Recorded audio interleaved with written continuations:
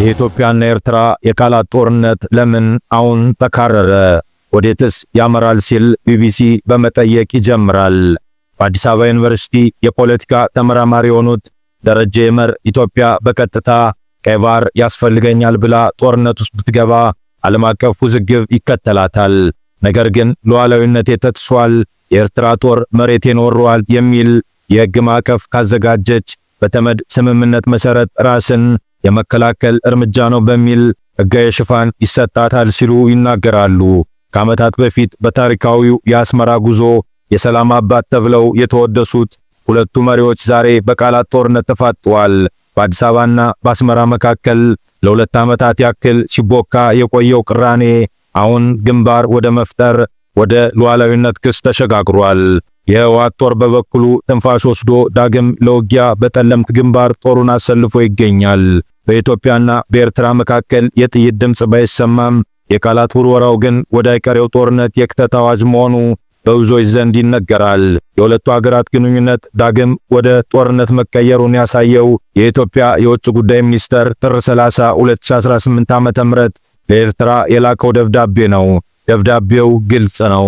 የኤርትራ ሰራዊት የኢትዮጵያን ሉዓላዊነት ግዛቶች ለቆ ይውጣ፣ ኤርትራ በኢትዮጵያ ያሉ ታጣቂዎችን ትደግፋለች ብላ ስትከስ፣ አስመራ በበኩሏ ሐሰተኛና የፈጠራ ክስ በማለት አጣጥለዋለች።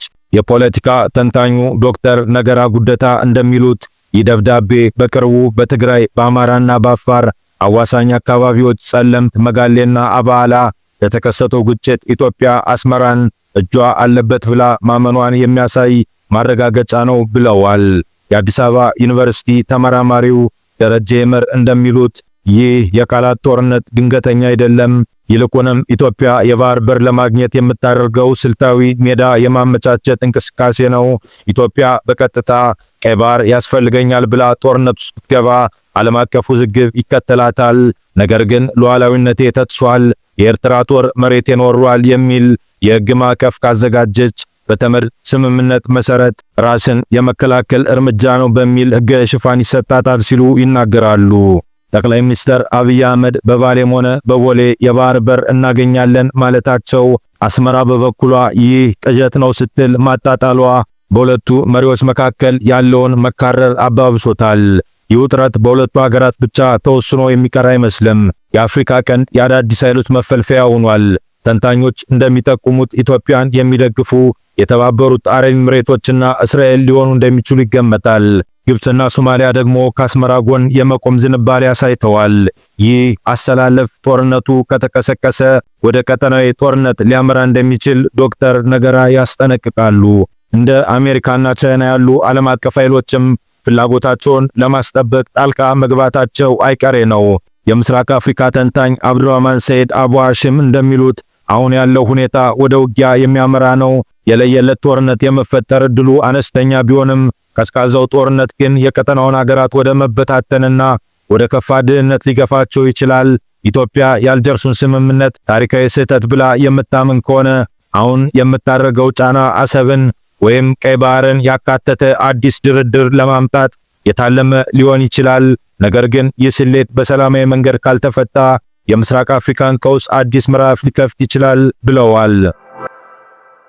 ዋሽንግተን ዲሲ ጎዳናዎች ላይ የሚለጠፉ ምስሎች ስር ፋሺዝም የሚል አንድምታ ያለው ይነበብባቸዋል።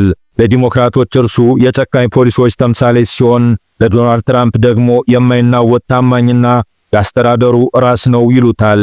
ዛሬ ስቴፈን ሚለር ከመጋረጃ ጀርባ የነበረው ትወና አብቅቶለታል። እርሱ አሁን የአሜሪካ የውስጥና የውጭ ፖሊሲ ካስማ ሆኗል። ባለፈው ወር በሚኒያፖሊስ የተከሰተው ክስተት የሚለርን አዲሱን ገጽታ ቁልጭ አድርጎ አሳይቷል። የፌዴራል የኢሚግሬሽን ተቆጣጣሪዎች አሌክስ ፕሪቲ የተባለውን ግለሰብ ተኩሰው መግደላቸውን ተከትሎ ሚለር በማህበራዊ ሚዲያ ላይ የከፈተው ዘመቻ ግራ የሚያጋባ ነበር። ፕሪቲን የሀገር ውስጥ አሸባሪ ሲል ወንጅሎታል።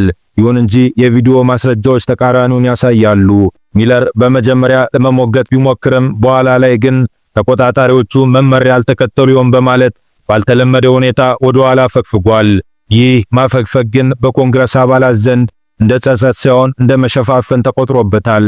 ብራያን ላዛ የተባሉ ፖለቲከኛ ስቴፈን ሚለር የትራምፕ ጭንቅላት ነው ይላሉ። ይህ ንግግር እንዲሁ የተሰነዘረ አይደለም።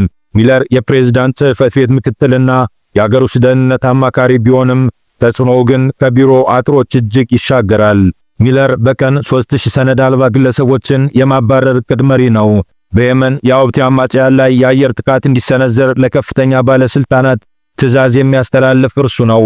በቬንዙዌላ የተካሄደውና ኒኮላስ ማዱሮን ከስልጣን ያወረደው ወታደራዊ ዘመቻ ከጀርባ ሆኖ ሲመራ የነበረው ሚለር እንደሆነ ይነገራል። ሚለር የትራምፕን የ2016 ቃል ኪዳኖች ለማስፈጸም ቢተጋም ዋጋው ግን ቀላል አይደለም። በትራምፕ የኢሚግሬሽን ፖሊሲ ላይ ያለው የህዝብ ተቀባይነት ወደ 39% ወርዷል። 58% የሚሆኑ አሜሪካውያን የሚወስደው እርምጃ ተመጣጣኝ አይደለም ብለው ያምናሉ።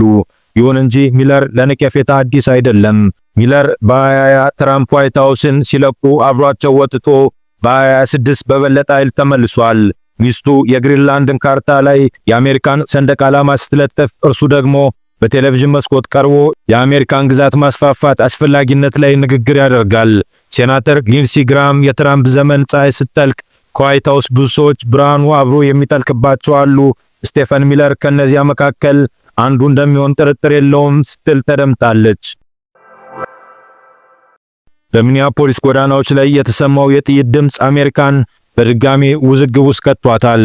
አሌክስ ፕሪቲና ሬን ጉድ የተባሉ አሜሪካውያን በኢሚግሬሽንና ጉምሩክ ተቆጣጣሪዎች አይሲ እጅ መገደላቸው በዋሽንግተን ዲሲ የሚገኙ ከፍተኛ ባለስልጣናትን ለጥያቄና ለምርመራ ወደ ኮንግረስ አደባባይ እንዲቀርቡ አስገድዷቸዋል። የፕሬዝዳንት ትራምፕ ከፍተኛ ባለስልጣናት በሕግ አውጪዎች ፊት ቀርበው በነበረበት ወቅት ሁኔታው ውጥረት የነገሰበት ነበር። ባለስልጣናቱ ስለተገደሉት ሁለት አሜሪካውያን ቀጥተኛ አስተያየት ለመስጠት ፈቃደኛ ባይሆኑም የአስተዳደሩን የኢሚግሬሽን ፖሊሲ ግን በጽኑ ተከላክለዋል። የአይሲ ተጠባባቂ ኃላፊ ቶድ ላዮንስ ለተቃዋሚዎች የሰጡት ምላሽ ግልጽና የማያወላውል ነበር። ሊያስፈራሩን ለሚሞክሩ ሁሉ መልእክት አለኝ፣ አይሳካላቸውም ብለዋል። የፖሊስ መኮንኖቹ በከተማ ውስጥ በሚንቀሳቀሱበት ወቅት የሚለብሱት የፊት ጭንብላቸውን እንዲወልቁ ያደርጋሉ ወይ ተብለው የተጠየቁት ላዮንስ በምንም መልኩ እንደማያደርጉትና ጭንብሉ እንደማይወልቅ በድፍረት ተናግረዋል።